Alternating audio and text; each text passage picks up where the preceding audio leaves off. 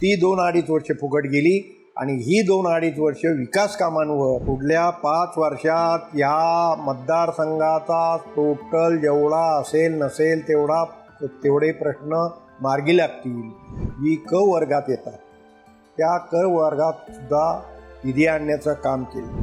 या मतदारसंघाचा अधिकृत उमेदवार असल्याकारणानं मला कमळाच्या निशाणीवर बटन दाबून विजयी करा. नमस्कार, मी ऋषिका समीर दांडेकर. आज आपल्या सोबत आहेत क्रमांक 191 विधानसभा पेण सुधागड रोहा भारतीय जनता पार्टीचे व महायुतीचे अधिकृत उमेदवार माननीय श्री रविशेठ पाटील साहेब. नमस्कार सर. नमस्कार. 20 नोव्हेंबर 2024 रोजी होणाऱ्या मतदानाबाबत आजपर्यंत केलेले विकास कामे व भविष्यात योजलेले विकास कामे या बाबतीत आपण आज चर्चा करणार आहोत. तर सर्वात आधी आजपर्यंत केलेले आपले जे विकास कामे आहेत, खास करून कोरोना काळात जे केलेले विकास कामे आहेत, राबवलेल्या योजना आहेत, त्या बाबतीत आपण जरा सविस्तर माहिती द्यावी.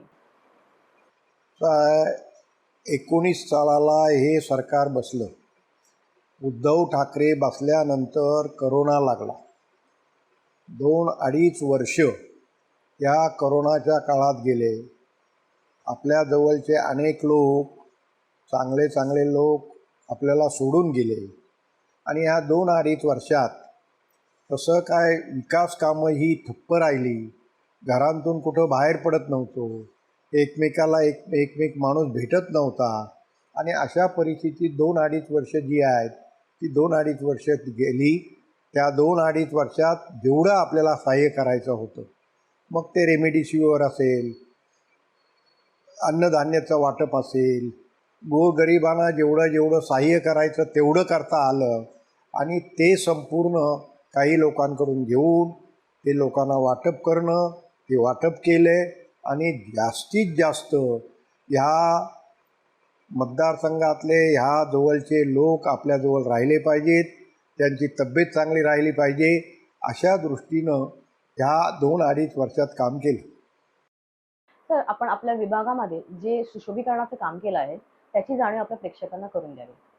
काय या ठिकाणी उद्धव ठाकरे साहेबांचं सरकार गेल्यानंतर या राज्याचे मुख्यमंत्री सन्माननीय शिंदे साहेब हे मुख्यमंत्री झाले आणि त्याबरोबरच उपमुख्यमंत्री देवेंद्र फडणवीस साहेब झाले आणि ह्या ठिकाणी या नंतर जी खरी म्हणजे विकास कामांना गती मिळाली. या मतदारसंघात 1,500 ते 2,000 कोटीची कामं करू शकलो आणि ही 1,500-2,000 कोटीची कामं 2-2.5 वर्षात करू शकलो. ती 2-2.5 वर्ष फुकट गेली आणि ही 2-2.5 वर्ष विकास कामांवर जो भर जास्तीत जास्त करता आला आणि विकास कामं केली, रस्ते केले, विकास पाण्याचं जलमिशनच्या योजना राबवल्या, खारल्यांचे प्रश्न सोडले, कृषीचे प्रश्न सोडवले, इतर अनेक प्रश्न सोडवले आणि त्याला चांगलं सहाय्य निधीचा जो उपलब्ध होती ती निधी मिळाली आणि ह्या निधीमुळं या मतदारसंघातला जो होता, बॅकलॉग होता, तो भरून काढण्याचं काम केलं. तर आपला पुढचा मुद्दा पर्यटन विभागाचा आहे. आजपर्यंत कोणकोणत्या आपण योजना राबवलेल्या आहेत किंवा भविष्यात आपण काय योजना राबवणार आहोत ते त्याच्यावर थोडंसं प्रकाशन करावं. असं आहे, या मतदारसंघातला पर्यटनाचे जी स्थळं आहेत जी क वर्गात येतात त्या क वर्गात सुद्धा निधी आणण्याचं काम केलं. आपल्याला उदाहरणार्थ सांगितलं पाहिजे, पालीचं देवस्थान जे आहे बल्लाळेश्वर, या बल्लाळेश्वरच्या संपूर्ण शहराला विकास कामांसाठी भरीव निधी मिळाली आणि त्यासाठी त्या शहरासाठी त्या ठिकाणी गटारं, रस्ते हे करण्याचं काम ह्या काळात केलं. तसंच आपल्याला सांगितलं पाहिजे, पेण शहरात कौंडाल तलाव आहे, त्या कौंडाल तलावावर भरीव निधी आणली. त्या कौंडाल तलावाचा संपूर्ण सुशोभीकरण चालवलं. सुशोभीकरण केल्यानंतर मोतीराम तलावसुद्धा त्याच्यानंतर घेतलं आणि मोतीराम तलावाचा सुद्धा सुशोभीकरणाचं काम पूर्णत्वास येतोय. आपल्याला सांगितलं पाहिजे की ह्या शहरातला सुशोभीकरण जे आहे ते सुशोभीकरण चांगल्या पद्धतीनं झालं पाहिजे, नागरिकांना त्याचा आनंद लुटता आला पाहिजे आणि म्हणून या शहरात संपूर्ण जी पर्यटनाची निधी आहे ती वापरण्याचं काम ह्या गेल्या 2-2.5 वर्षात करू शकलो. तर सर पुढल्या 5 वर्षांचा काय विजन आहे? पुढल्या 5 वर्षात या मतदारसंघाचा टोटल जेवढा असेल नसेल तेवढे प्रश्न मार्गी लागतील. उदाहरणार्थ सांगितलं पाहिजे की ह्या जलमिशनच्या ह्यात खारेपाड भागाचा प्रश्न आहे. त्याच्यासाठी जवळजवळ गेल्या 5 वर्षात 40 ते 50 मीटिंग घेतल्या.